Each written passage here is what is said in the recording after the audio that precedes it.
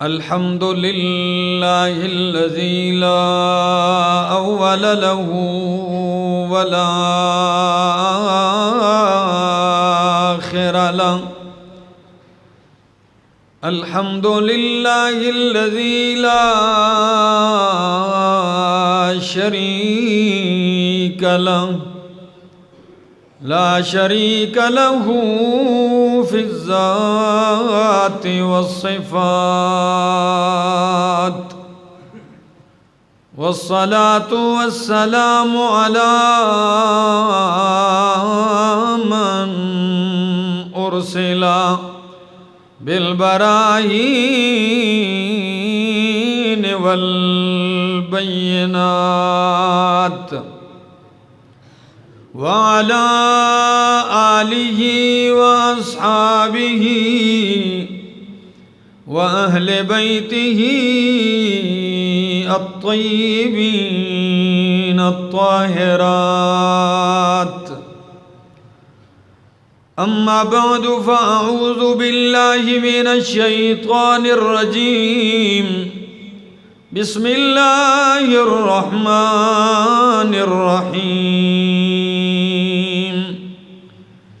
إنا أعطيناك الكوثر فصل لربك وانحر إن شانئك هو الأبتر. سبحان ربك رب العزة عما يصفون وسلام على المرسلين والحمد لله رب العالمين.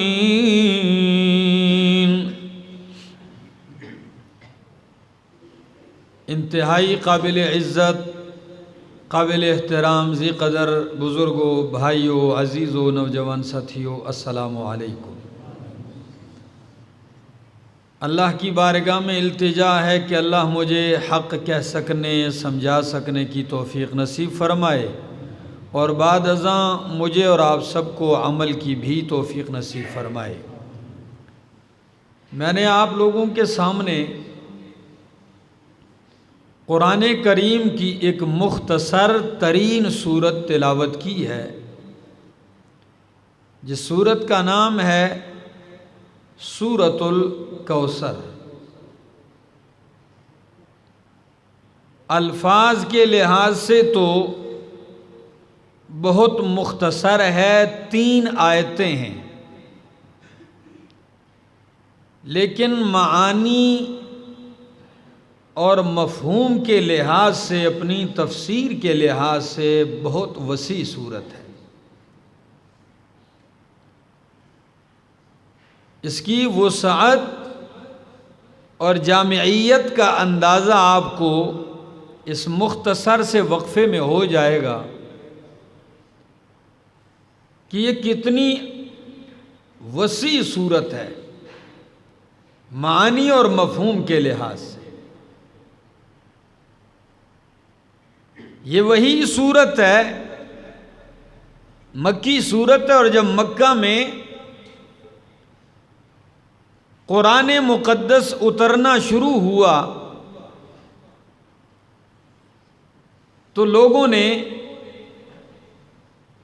یہ دعویٰ کیا کہ یہ قرآن اللہ کا کلام نہیں، یہ محمد الرسول اللہ خود بناتے ہیں.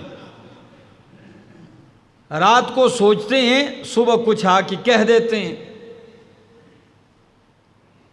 اس وقت قرآن مقدس میں اللہ نے 3 چیلنج دیے. اس میں پہلا چیلنج یہ دیا کہ اگر یہ قرآن محمد عربی کا بنایا ہوا ہے، یہ ان کا کلام ہے، تو پھر میرا محمد کہیں باہر سے نہیں آیا، تمہاری قوم سے ہے، تمہاری جنس سے ہے، تمہارے خاندان سے ہے، تمہارے علاقے اور وطن کا ہے.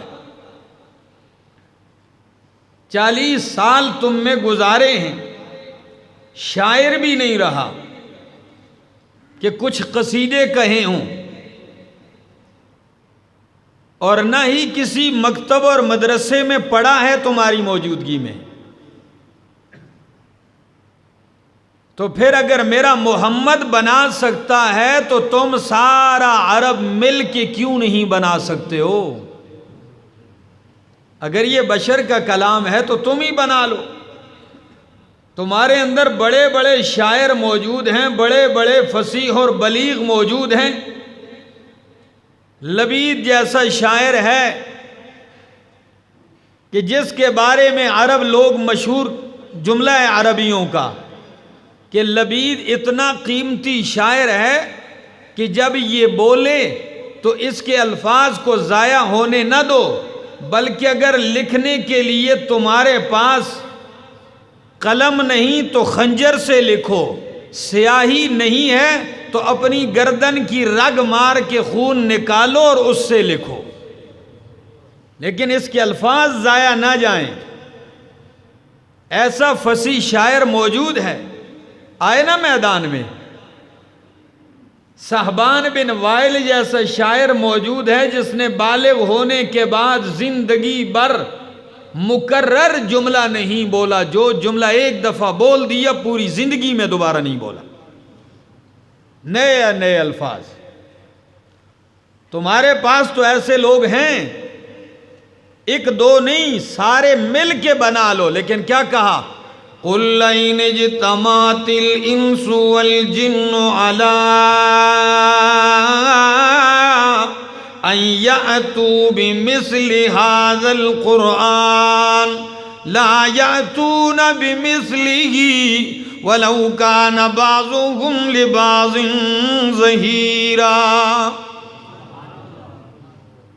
میرے پیغمبر اعلان کر دیجئے اگر انسان اور جن سارے اکٹھے ہو جائیں، سارے مل جائیں اور ایک دوسرے کے ساتھ تعاون بھی کریں، کمیٹیاں بنا لیں، اکٹھے ہو جائیں، ایک دوسرے کی معاونت بھی کریں، تو فرمایا لا یأتون بمثلہ، سب کچھ کر سکیں گے، اگر نہیں ہو سکے گا تو یہ میرے قرآن جیسا قرآن نہیں لا سکیں گے، اس جیسا قرآن نہیں لا سکتے۔ قرآن تو 114 سورتیں ہیں، 30 پارے ہیں، فرمایا اور کم کر دیجئے، فَأْتُوا بِعَشْرِ سُوَرٍ مِثْلِهِ مُفْتَرَيَاتٍ، چلو کوئی سی 10 سورتوں کا انتخاب کر لیجئے اور قرآن کریم کی 10 سورتوں جیسی 10 صورتیں بنا کے لے آؤ۔ لیکن اللہ گواہ ہے، کائنات نے دیکھا کسی مائی کے لال میں یہ جرت نہیں ہوئی کہ آئے مقابلے کے لیے۔ اللہ نے فرمایا چلو اور آسان کر دیتا ہوں، فرمایا قُلْ إِن كُنتُمْ فِي رَيْبٍ مِّمَّا نَزَّلْنَا عَلَىٰ عَبْدِنَا فَأْتُوا بِسُورَةٍ مِّن مِّثْلِهِ، فَأْتُوا بِسُورَةٍ، علماء جانتے ہیں سورتن کے نیچے تنوین ہے، اور یہ تنوین عربی زبان میں ویسے ہی نہیں آتی، کچھ معنی لے کے آتی ہے۔ کبھی یہ کسی چیز کو گھٹانے کے لیے آتی ہے، کبھی کسی چیز کو بڑھانے کے لیے، کبھی کسی چیز کا چھوٹا ہونا بیان کرتی ہے، کبھی کسی چیز کا بڑا ہونا بیان کرتی ہے۔ یہ میں عام لفظوں میں، مثلا بِسُورَةٍ قَصِيرَةٍ، بڑی صورت بھی نہیں، ساری کائنات مل کے قرآن کی چھوٹی صورت، مختصر سے مختصر صورت کی طرح کوئی صورت بنا کے لے آؤ اگر تم سچے ہو۔ لیکن یقین کیجئے یہ تمہارے بس کا کام، یہ تم نہیں کر سکتے۔ کیوں؟ ہری پور والو، اس لیے میں اکثر کہا کرتا ہوں کہ مخلوق کوئی چیز بنائے تو مخلوق اس جیسی بنا سکتی ہے۔ ایک کمپنی جہاز بنائے، دوسری کمپنی اس سے اعلیٰ جہاز بنا دیتی ہے۔ ایک ملک نے ایٹم بم بنایا، دوسرے نے اس سے اچھا بنایا، اس جیسا بھی بن سکتا ہے، اس سے اچھا بن سکتا ہے، لیکن میرا مالک براہ راست جو چیز بنائے اس کی طرح کوئی نہیں بنا سکتا۔ اللہ نے آسمان بنایا ہے، ساری کائنات مل کے آسمان بنا سکتی، اللہ نے زمین بنائی ہے، مخلوق زمین بنا سکتی، اللہ نے سورج چاند بنایا ہے، ساری کائنات مل کے سورج جیسا سورج، چاند جیسا چاند نہیں بنا سکتے، زمین جیسی زمین۔ تو پھر کیوں نہیں مانتے ہو جب رب کے آسمان جیسا آسمان نہیں بنا سکتے ہو؟ حالانکہ وہ مخلوق ہے، حالانکہ وہ حادث ہے، حالانکہ وہ فنا ہونے والا ہے۔ جب آسمان جیسا آسمان نہیں بنا سکتے ہو تو رب کے قرآن جیسا قرآن کیسے بنا سکتے ہو؟ جبکہ یہ مخلوق بھی نہیں، یہ اللہ کا کلام ہے، اللہ کی صفت ہے۔ جب یہ چیلنج اترا کہ بصورتن، ایک صورت لے آؤ، تو اس وقت کعبے کی چوکاٹھ کے ساتھ، کونے کے ساتھ شعراء آ کے اپنے اپنے قصیدے لٹکایا کرتے تھے۔ یہ 7 معلقات جو ہمارے ہاں درس نظامی میں پڑھائی جاتی ہے کتاب، اس میں شاعری ہیں، یہ 10 معلقات تھے، اب بعد میں 3 ہٹا کے 7 کر دیے۔ ان کو معلقات کیوں کہا جاتا ہے؟ اس لیے کہ یہ وہ قصیدے ہیں جو کعبے کے ساتھ لٹکائے جاتے تھے، اس لیے ان کو معلقات کہا جاتا ہے۔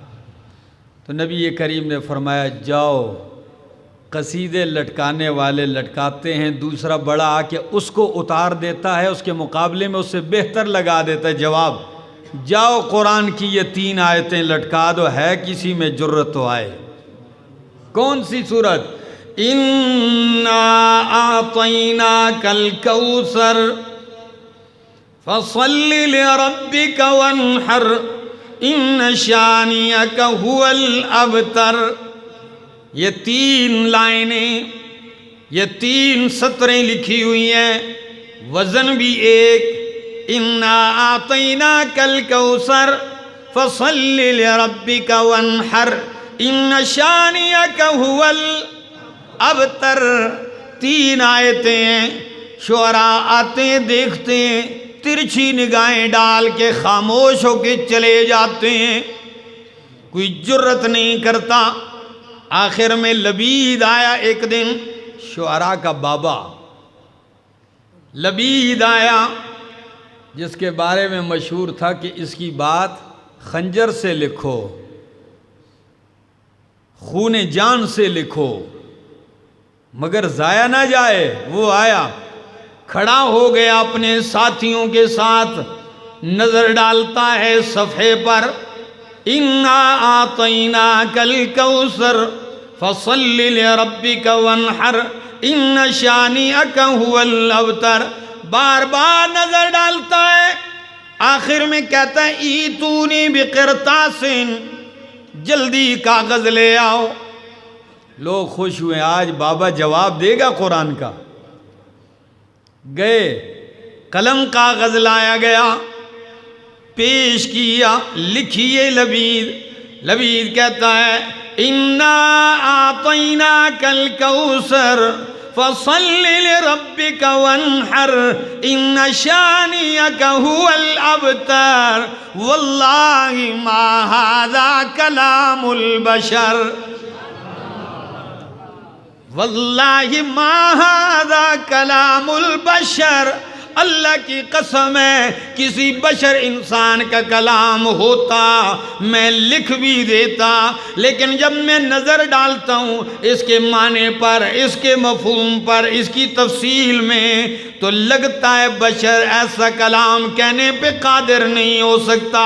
یہ محمد کی بات سچی ہے کہ یہ محمد الرسول اللہ کا کلام نہیں، یہ اس کے رب کا کلام ہے۔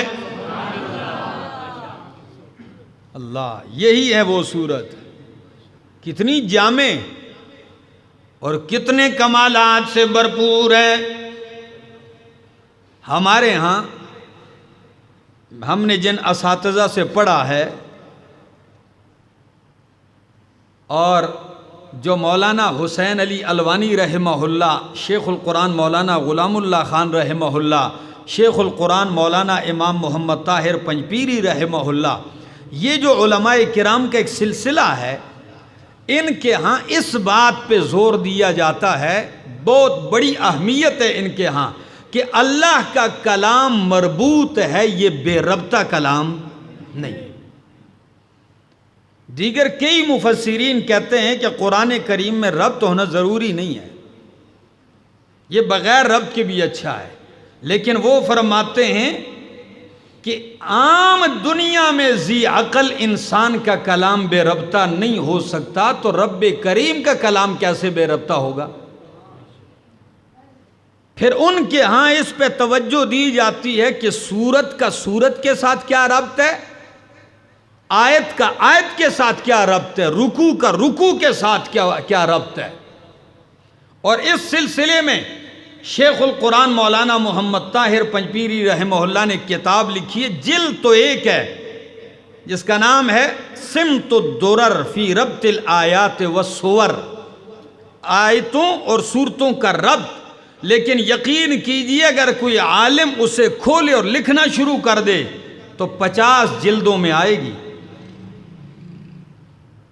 تو وہ فرماتے ہیں، ذرا آئیے امام رازی رحمہ اللہ ربط ذکر کرتے ہیں ان دو صورتوں کا، کہ سورۃ الکوثر سے پہلی سورت کا نام ہے سورۃ الماعون، اور وہ یہ ہے اَرَأَيْتَ الَّذِي يُكَذِّبُ بِالدِّينِ فَذَلِكَ الَّذِي يَدُعُّ الْيَتِيمَ وَلَا يَحُضُّ عَلَىٰ طَعَامِ الْمِسْكِينِ فَوَيْلٌ لِّلْمُصَلِّينَ الَّذِينَ هُمْ عَنْ صَلَاتِهِمْ سَاهُونَ الَّذِينَ هُمْ يُرَاءُونَ وَيَمْنَعُونَ الْمَاعُونَ۔ سنیے ربط، فرمایا دونوں صورتوں میں بڑا عجیب ربط ہے۔ سورۃ الماعون میں منافق آدمی کی 4 صفات ذکر کی ہیں۔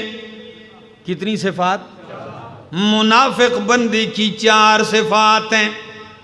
پہلی صفت منافق بندے کی البخل، منافق بخیل ہوتا ہے۔ کیا ہوتا ہے؟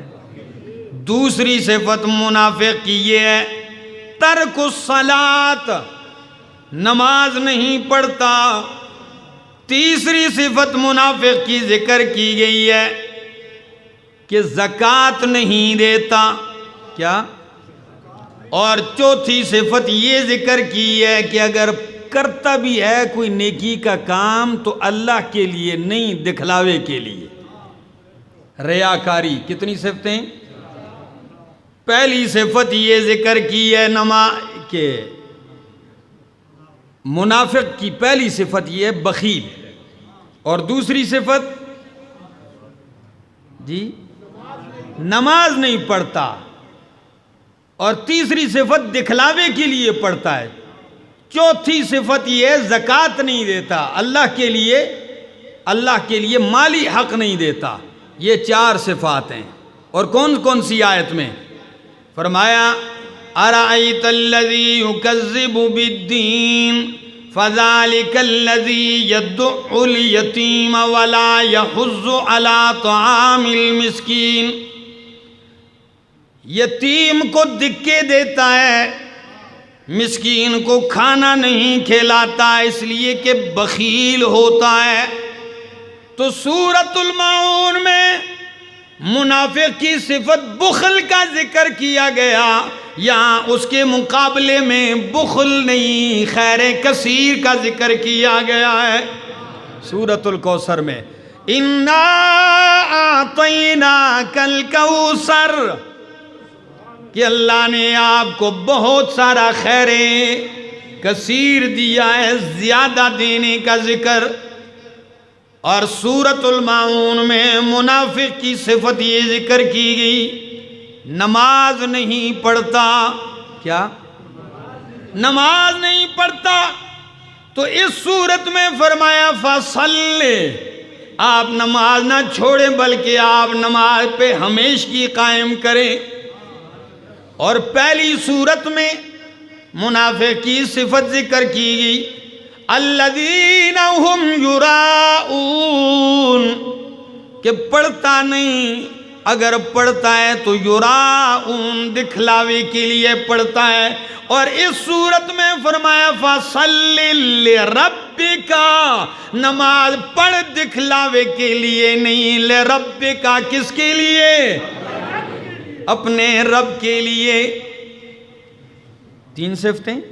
چوتھا رب، پہلی صورت میں فرمایا کہ یدعو الیتیم ولا یحض علی طعام المسکین، زکوٰۃ نہیں دیتا، مسکین کو کھانا نہیں کھلاتا، وَيَمْنَعُونَ الْمَاعُونَ، یمنعون الماعون، چھوٹی چھوٹی چیزیں بھی جو دینے کی ہوتی ہیں وہ کسی کو۔ تو اس صورت میں فرمایا منافق تو دیتا نہیں، اور آپ کی شان یہ ہونی چاہیے کہ ونحر، قربانی کیجئے، گوشت تقسیم کیجئے۔ وہ دیتا نہیں، آپ دیں، یہ تو ربط ہوا۔ اور اس صورت کا خلاصہ شیخ القرآن مولانا غلام اللہ خان رحمہ اللہ کے طرز پہ بیان کرتا ہوں۔ وہ فرماتے ہیں 3 باتیں صورت میں، کتنی؟ ہری پور والوں یاد کر لیجئے۔ وہ کہتے ہیں 3 باتیں ہیں، ایک انعام مصطفیٰ، نمبر 2 پروگرام مصطفیٰ، نمبر 3 انجام دشمنان مصطفیٰ۔ اللہ، کتنی باتیں یاد ہو جائیں گی؟ پہلی بات اس صورت میں انعام مصطفیٰ، دوسری بات پروگرام مصطفیٰ، اور تیسری بات انجام دشمنان مصطفیٰ۔ تو آئیے پہلی بات کرنے لگا ہوں۔ انعام مصطفیٰ کیا ہے؟ فرمایا اِنَّا أَعْطَيْنَاكَ الْكَوْثَرَ، میرے پیغمبر میں نے آپ کو کوثر عطا کر دیا ہے۔ کیا عطا کیا ہے؟ کوثر عطا کیا ہے۔ قربان جاؤں، لفظ بڑا عجیب استعمال کیا ہے، کوثر فوعل کثیر سے ہے، کثیر بھی زیادہ کو کہتے ہیں، اسی سے اور بڑھا دیا کوثر۔ اب اس کا مصداق کیا ہے؟ 16 اقوال امام قرطبی نے نقل کیے ہیں اپنی تفسیر میں کہ کوثر کا پہلا مصداق ہے حوض کوثر۔ کیا چیز؟ ہاں، حوض کوثر کیا ہے؟ نبی کریم نے فرمایا قیامت والے دن میدان محشر میں میرا حوض لگا ہوگا، حوض کوثر لگا ہوگا، جس کا پانی شہد سے زیادہ میٹھا ہوگا، دودھ سے زیادہ سفید ہوگا، برف سے زیادہ ٹھنڈا ہوگا۔ اور جس خوش نصیب کو میرے ہاتھوں سے ایک دفعہ جام نصیب ہو گیا، قیامت کی اتنی گرمی میں اس کو پیاس نہیں لگے گی۔ من شرب منہا لم یظما ابدا، 50,000 سال کا دن ہے، اس گرمی میں اسے پیاس نہیں لگے گی۔ یہ حوض کوثر اللہ نے مجھے عطا کیا ہے۔ اور اگلی بات بھی ذرا سن لیجئے، نبی کریم فرماتے ہیں ہری پور والوں کہ جب ساری کائنات قبروں سے نکل کے آئے گی میدان محشر کی طرف، تو میں سب سے پہلے قیامت والے دن اٹھنے والوں میں سے ہوں گا، اور میں قیامت والے دن حوض کوثر پہ اپنی امت کا استقبال کروں گا۔ اللہ اکبر۔ انا فرطکم علی الحوض، حوض کوثر پہ میں آپ کا استقبال کروں گا، انتظار کروں گا۔ اور جب میری امت کے لوگ آئیں گے، فرمایا یا رسول اللہ آپ کس طرح پہچانیں گے اتنی خلقت میں کہ یہ آپ کی امت ہے؟ فرمایا میں ان کو چہروں سے پہچان لوں گا کہ وضو میں جن اعضاء کو دھویا جاتا ہے، میری امت وضو میں جن جن اعضاء کو دھوتی رہی، قیامت میں وہ نمایاں چمک گئے ہوں گے، میں پہچان لوں گا کہ یہ میری امت کے لوگ ہیں۔ آئیں گے میں جام بھروں گا، لیکن کچھ لوگ آئیں گے آتے ہی دیوار حائل ہو جائے گی، میں چیخ کے کہوں گا اللہ میری امت میں سے ہے، من امتی، اللہ یہ تو میرا امتی ہے، تو جواباً ارشاد ہوگا انک لا تدری ما احدثوا بعدک، اللہ کے پاک پیغمبر ہے تو آپ کا امتی، لیکن آپ کے ہاتھوں سے جام کوثر سے محروم ہو گیا، اس لیے کہ آپ کے آنے کے بعد آپ کے دین کا حلیہ بگاڑ کے رکھ دیا تھا، نئی نئی چیزیں بیچ میں شامل کر دی، بدعات، جس طرح آج تک لوگوں کا یہ سلسلہ جاری ہے، ہر سال دین میں نیا نیا اضافہ کرتے ہیں، ٹھیک ہے نا، دین کے نام پہ دین میں اضافہ کیا جا رہا ہے۔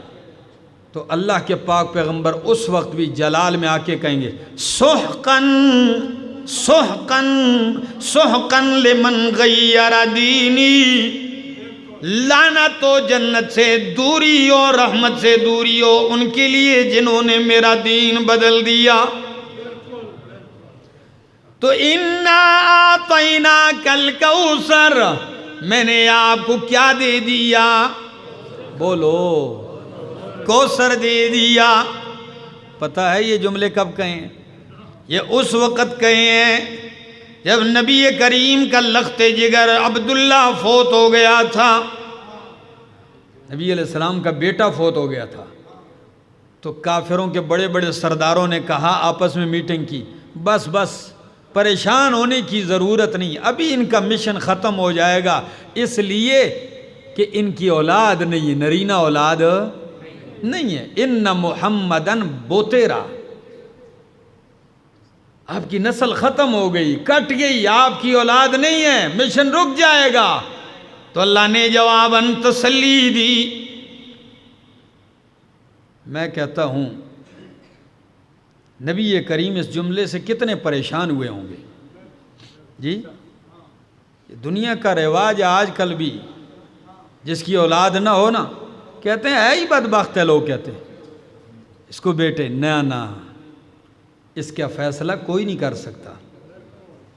جب انہوں نے کہا مشن نہیں چلے گا، اولاد نہیں ہے، بس ان کی باتیں ان تک ختم، تو اللہ نے تسلی دیتے ہوئے فرمایا انا اعطیناک الکوثر، میرے پیغمبر اگر میں نے بیٹا لے لیا تو میں نے کوثر عطا کر دیا۔ میں نے بیٹا لیا تو کیا عطا کیا؟ کوثر عطا کیا ہے۔ کوثر کا دوسرا مصداق نہر ہے جنت میں جس کا نام کوثر ہے، پہلا حوض کوثر اور دوسری نہر کوثر جو جنت میں ہے، دو ہو گئی۔ تیسرا مصداق کہ میرے پیغمبر اگر میں نے آپ سے بیٹا لے لیا، صلبی بیٹا، جسمانی بیٹا لے لیا، تو میں نے آپ کو کوثر عطا کر دیا، ابو بکر، عمر، عثمان و حیدر جیسے۔ آپ کا مشن کیسے رکے گا؟ یہ کوثر ہیں آپ کا۔ اور تیسرا مصداق انا اعطیناک الکوثر، میرے پیغمبر اگر بیٹا لے لیا تو کوثر میں نے آپ کو قرآن دے دیا۔ قرآن کوثر ہے، کیا ہے؟ کوثر ہے۔ اب آپ کہیں گے یہ کیا مطلب، حدیث تو کچھ اور بتلاتی ہے، تو آئیے میں ایک معنی کرتا ہوں، سارے آپ کے ذہن میں جو اشکال ہیں وہ ختم ہو جائیں گے۔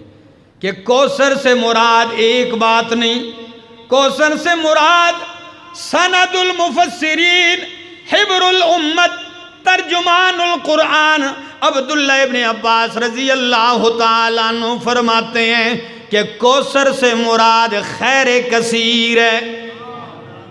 کیا چیز ہے؟ آپ اس جملے کو سمجھے نہیں، آپ کہیں گے کہ چھوٹا کر دیا معنی، نہیں، قربان جاؤں ایسا معنی کر دیا۔ وہ کہتے ہیں کوثر سے مراد خیر کثیر ہے۔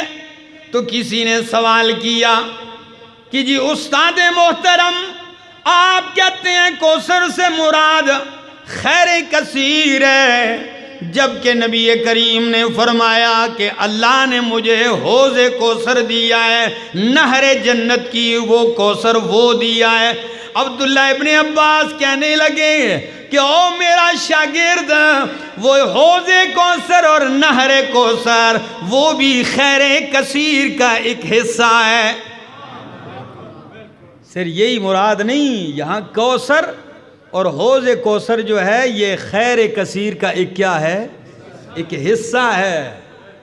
یہ ایک مصداق ہے، اس کے مصداقات بہت سارے ہیں، اور ایک یہ بھی لیا گیا کہ خیر کثیر سے اور کوثر سے مراد آپ کی امت ہے۔ کیا ہے؟ یہ کوثر ہے۔ لوگ کہیں گے مشن، فرمایا میں نے آپ کو اتنا نواز دیا کہ اتنا کسی کو نہیں۔ سن لیجئے ذرا حدیث اور جھوم جائیے پھر۔ فرمایا نبی کریم فرماتے ہیں قیامت والے دن جب تمام انسانوں کی صفیں لگیں گی، کیا صفیں لگیں گی، ہر نبی کی امت کی صف، امت موسیٰ، امت عیسیٰ، امت ابراہیم، امت نوح، ہر نبی کی امت کی صفیں لگیں گی۔ فرمایا 40 صفیں تمام نبیوں کی امتوں کی ہوں گی، اور 80 صفیں صرف میں محمد کی امت کی ہوں گی۔ اللہ اِنَّا أَعْطَيْنَاكَ الْكَوْثَرَ، آپ کا مشن نہیں رکے گا، آپ کو میں نے کوثر دے دیا ہے۔ خیر کثیر یہ اس میں شامل ہے۔ اور دوسری حدیث سناؤں؟ پھر کہہ دینا نا سبحان اللہ۔ سنیے ذرا، نبی کریم فرماتے ہیں، صحیح بخاری کی حدیث ہے، اور اس کے جو حدیث کے ساتھ جو دوسرے ٹکڑے ہیں دیگر احادیث کی کتابوں کے، وہ میں ملا کے آپ کے سامنے پیش کرتا ہوں، ذرا سنیے۔ فرمایا اللہ نے مجھ پر ہر نبی کی امت پیش کی۔ کیا؟ ہر نبی کی امت مجھے دکھلائی کہ کوئی نبی جا رہا ہے، اس کے پیچھے بڑی جماعت ہے۔ ایسے بھی نبی گزرتے ہیں کسی کے پیچھے 10 بندے ہیں، ایسے بھی نبی گزرے ہیں کہ 2 بندے ہیں امتی، اور ایسے بھی نبی ہیں کہ 1 امتی ہے، اور ایسے بھی اللہ کے پیغمبر گزریں گے کہ ان کے پیچھے کوئی امتی نہیں ہوگا، کسی نے بھی نہیں مانا ہوگا۔ فرمایا اچانک میں نے دیکھا کہ ایک بہت بڑی خلقت ہے۔ جب میں نے نظر دوڑائی میں نے کہا جبریل کیا یہ میری امت ہے؟ فرمایا نہیں، یہ آپ کی نہیں، یہ امت موسیٰ ہے۔ میں حیران رہ گیا، اتنی بڑی امت۔ فرمایا جبریل نے مجھے کہا ذرا اس طرف نگاہ دوڑائیے۔ جب میں نے نظر کی تو سارا افق بھرا ہوا ہے، بہت بڑی خلقت جو پہلے سے بھی زیادہ ہے۔ فرمایا یہ آپ کی امت ہے، اور امت کے جو پہلے حصے میں کچھ لوگوں کی بڑی تعداد جا رہی ہے۔ جبریل نے کہا یہ میرے پاک پیغمبر، یہ آگے جو پہلے لوگ جا رہے ہیں یہ آپ کی امت میں وہ 70,000 ہیں جو بغیر حساب اور بغیر عذاب کے جائیں گے۔ جو آپ کی امت جا رہی ہے، جو پہلا دستہ جا رہا ہے گروہ، یہ وہ ہیں کتنے؟ 70,000 جو بغیر حساب اور بغیر کسی عذاب کے جنت میں جا رہے ہیں۔ اللہ اکبر۔ آپ سنیں گے بات رک گئی۔ فرمایا نہیں، بات نہیں رکی، کئی حدیثوں میں آتا ہے۔ اور ذرا اگلی حدیث سن لیجئے کہ نبی کریم نے مانگا ہے، اللہ نے 70,000 کا وعدہ کر دیا، یہ بغیر حساب کے جنت میں جائیں گے۔ اس حدیث کے بعد شعب الایمان میں یہ موجود ہے، طبرانی میں موجود ہے، امام آلوسی نے نقل کیا ہے 3 دن اللہ کے پاک پیغمبر کسی وفد سے ملاقات نہیں کرتے، کسی سے بات نہیں کرتے، بس نماز کے لیے آتے ہیں، گھر چلے جاتے ہیں، بیویوں سے بھی بات نہیں۔ صحابہ کہنے لگے، ہم آپس میں گفتگو کرنے لگے کہ شاید کوئی بہت بڑا حادثہ ہونے والا ہے۔ اللہ کے پاک پیغمبر انتہائی فکر مند ہیں، بس نماز کے لیے آتے ہیں چلے جاتے ہیں، کوئی بات نہیں، کوئی گفتگو نہیں، بہت فکر والے آثار ہیں۔ چوتھے دن جب نبی کریم آئے، صحابہ نے ہمت کر کے پوچھ ہی لیا، یا رسول اللہ 3 دن سے ہم آپ کو دیکھتے ہیں، آپ بڑی فکر مندی کے ساتھ آتے ہیں اور جاتے ہیں، کوئی حادثہ ہوا، کوئی پریشانی ہے؟ نبی کریم نے مسکرا کے فرمایا، حادثہ نہیں، خیر کی خبر ہے۔ فرمایا وہ کیا ہے؟ فرمایا او میرے صحابہ، ان 3 دنوں میں نے رب کو منا لیا، رو رو کر۔ کیا منایا؟ رب نے کہا 70,000 جنت میں بغیر حساب کے جائیں گے۔ میں نے کہا ربا یہ تھوڑے ہیں، اضافہ کر دے اس میں۔ میرے رب نے میری دعا قبول کرتے ہوئے فرمایا، میرے پیغمبر آپ کی بات رد نہیں ہے، 70 تو یہ ہیں، ان 70,000 میں سے ہر ایک کے ساتھ 70,000 اور شامل کر لیجئے۔ یہ 70,000 جو ہیں ان میں سے ہر ایک کے ساتھ 70,000 اور شامل کر لیجئے، گھر میں بیٹھ کے حساب کرتے رہنا۔ میرے دوستو، اِنَّا أَعْطَيْنَاكَ الْكَوْثَرَ، میرے پیغمبر میں نے آپ کو کوثر دے دیا۔ یہ سارے مصداقات ہیں کوثر کے، کیا؟ یہ کوثر کے مصداقات ہیں۔ فرمایا فَصَلِّ لِرَبِّكَ، یہ انعام مصطفیٰ تھا۔ تو اب دوسری بات پروگرام مصطفیٰ، فَصَلِّ لِرَبِّكَ، نماز اپنے رب کے لیے پڑھ۔ کیا مطلب ہے؟ نبی علیہ السلام نعوذ باللہ نماز نہیں پڑھتے تھے؟ نہیں، اس میں اصل مقصد ایک اور بات ہے۔ وہ کیا ہے؟ جس طرح آپ کسی سے کہتے ہیں نا نماز کھڑے ہو کے پڑھو، تو اس کا مطلب یہ نہیں کہ وہ نماز پڑھتا نہیں تھا، پڑھتا تو پہلے بھی تھا، لیکن اس کے ساتھ شرط کیا لگا دی؟ کھڑے ہونے کی۔ تو فَصَلِّ لِرَبِّكَ، نماز اپنے رب کے لیے خاص کر۔ توحید کی بات، اور نماز سے مراد یا صرف نماز ہی نہیں، ساری بدنی عبادتیں ہیں کہ میرے پیغمبر بدن کی ساری عبادتیں کس کے لیے کر؟ اللہ کے لیے، اپنے رب کے لیے۔ وَانْحَرْ، اور قربانی مالی عبادت بھی کس کے لیے کر؟ آپ کا مشن یہ ہے، آپ کا پروگرام یہ ہے، قُلْ إِنَّ صَلَاتِي وَنُسُكِي وَمَحْيَايَ وَمَمَاتِي لِلَّهِ رَبِّ الْعَالَمِينَ۔ میرے پیغمبر کہہ دیجئے میری نماز، میری قربانی، میری زندگی، میرا مرنا جینا کس کے لیے؟ اللہ کے لیے ہے۔ یہ آپ کا پروگرام ہے، یہ پھیلائیے۔ اور تیسری بات، جب انعام بھی ہو گیا، آپ کا پروگرام بھی چل گیا، جب اس پروگرام پہ چلو گے تو پھر آپ کے دشمنوں کا انجام یہ ہوگا۔ فرمایا اِنَّ شَانِئَكَ هُوَ الْأَبْتَرُ، آپ کا دشمن ہی دم بریدہ اور دم کٹا ہوگا۔ آپ کا ذکر خیر نہیں رکے گا، آپ کے دشمن کا ذکر خیر رک جائے گا۔ کوئی بتا سکتا ہے آج کس دنیا میں کوئی کہنے والا ہو جو کہے جی میں ابو جہل کی نسل سے ہوں؟ جی بولیے۔ کوئی دوسرا ہو، کوئی تیسرا ہو جو کہتے اتنے اتنے بیٹے ہیں، لیکن میرے پیغمبر کا خاندان اس وقت بھی پوری دنیا میں پایا جاتا ہے۔ آپ کا دشمن ہی دم کٹا اور دم بریدہ ہوگا، آپ کی نسل چلتی رہے گی، آپ کی نسل نہیں کٹے گی۔ فرمایا ان شانئک هو الابتر. یہ تو میں نے شیخ القرآن مولانا غلام اللہ خان رحم اللہ کے طرز پہ خود خلاصہ ذکر کیا. اب میں اپنے استاد کے استاد شیخ القرآن مولانا محمد طاہر پنجپیری رحم اللہ کے طرز پہ ذکر کرتا ہوں. وہ فرماتے ہیں اس صورت میں اللہ نے 2 باتیں کہی ہیں. کتنی؟ اور دونوں پنڈی والے شیخ اور پنجپیر والے شیخ دونوں کے استاد بھی ایک ہیں.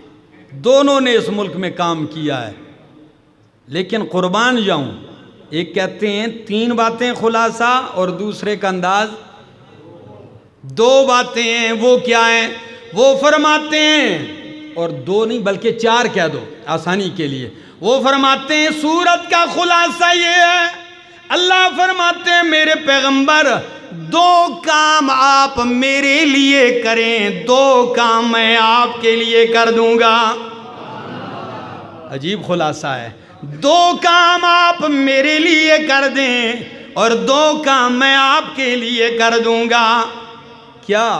آپ میرے لیے صلی لربک، بدنی عبادتیں خاص میرے لیے، ونحر اور مالی عبادتیں خاص میرے لیے کر. بدنی عبادت مالی عبادت میرے لیے کر، اور میں کیا کروں گا؟ کوثر میں دے دوں گا، آپ کا دشمن میں تباہ کر دوں گا. یہ 2 مجھ سے لے لو. اللہ اکبر. خدا کی قسم اللہ پاک نے ان کو قرآن کی ایک سمجھ سے نوازا تھا، ایک فہم سے نوازا تھا. پشتون بیلٹ میں آپ افغانستان دیکھ لیں، خیبر پختونخوا کے سارے علاقے، اس شخصیت نے محنت کی ہے.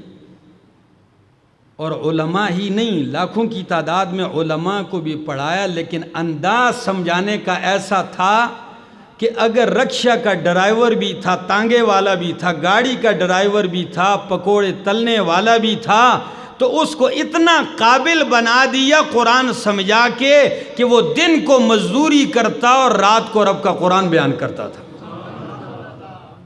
یہ ایک محنت تھی. اس ملک میں ہم بھی یہی دعوت دیتے ہیں لوگوں، خدا کے لیے قرآن کے دروس عام کرو. آپ دیکھ لیں کتنی مسجدوں میں درس ہوتا ہے، بس نماز پڑھی چلے گئے، سلام پھیرا چلے گئے اپنا اپنا کام سنبھالا ہوا ہے. ہر بندے نے اللہ کی کتاب کو صرف مسجد میں اس لیے رکھا ہوا ہے جی شادی والے دن دلہن کے ساتھ جائے گا، ہاں کوئی مر جائے تو جنازے کے ساتھ جائے گا، کوئی جھگڑا ہو جائے تو قرآن قسم اٹھانے کے لیے ہوگا، یا پھر تعویذ کے لیے ہوگا. کون تھا جس نے قرآن کو ہاتھ میں کہا لوگوں آؤ قرآن سمجھو؟ تو بات کہہ رہا تھا کہ کتنی باتیں؟ 4 باتیں ہیں. اور اگر پوری صورتوں کو آپ پیچھے سے یوں دیکھ لیں تو اس صورتوں میں کمال یہ ہے. فرمایا میرے پیغمبر ما ودعک ربک وما قلی وللآخرۃ خیر لک من الاولی. آپ کا ہر آنے والا لمحہ میرے حبیب گزشتہ سے بہتر ہوگا. وَلَسَوْفَ يُعْطِيكَ رَبُّكَ فَتَرْضَىٰ. آپ کو آپ کا رب دے گا یہاں تک کہ آپ راضی ہو جائیں گے. آپ کو آپ کا رب دے گا. کتنا دے گا؟ کہاں تک دے گا؟ حَتَّى تَرْضَىٰ، تاکہ آپ کیا ہو جائیں گے؟ راضی ہو جائیں گے. ادھر فرمایا رب دے گا کہ راضی ہو جائیں گے. یہ نہیں بتایا کیا دے گا. اس صورت میں بتا دیا کہ اِنَّا أَعْطَيْنَاكَ الْكَوْثَرَ، خیر کثیر دے گا. اور اس خیر کثیر میں بہت ساری چیزیں شامل ہیں. اللہ سے دعا ہے اللہ عمل کی توفیق عطا فرمائے، اللہ قرآن کریم کی سمجھ نصیب فرمائے. ہم انشاءاللہ اپنے یہاں مسجد میں ماہانہ درس کا آغاز کرتے ہیں ان قریب. تو تمام حضرات جو ہی آپ کو سوشل میڈیا کے ذریعے پیغام ملے گا، جو یہاں کے قریب لوگ ہوتے ہیں یا مہینے میں 1 دن ہے، تو آپ لوگ کوشش کریں آ جائیں اللہ کی کتاب کے لیے۔ آدھا پونا گھنٹہ درس ہوتا ہے، وہ سنیں اور پورا مہینہ اس کے اوپر غور کریں۔ انشاءاللہ ایک تو زندگی قرآن سے وابستہ رہے گی، اور دوسری یہ ہے کہ قرآن کے طالب العلموں میں نام آئے گا، اور اگر روز محشر رب نے اٹھا لیا تو قرآن کے علماء میں اٹھا دے گا۔ تو باقی لازمی نہیں ہے کہ ہر بندہ کوئی مفسر ہی بن جائے، لیکن اپنی محنت ہے بندہ اس سلسلے کے ساتھ جڑا رہے، تاکہ کل قیامت کے دن اتنا تو کہے اللہ جتنا سیکھنا تھا وہ تو آپ کے سامنے ہے، لیکن آپ کی کتاب سے میں منقطع نہیں رہا، کٹا ہوا نہیں رہا، بلکہ جڑا ہوا رہا۔ اللہ ہمیں اپنے قرآن کے ساتھ جوڑے ہی رکھے۔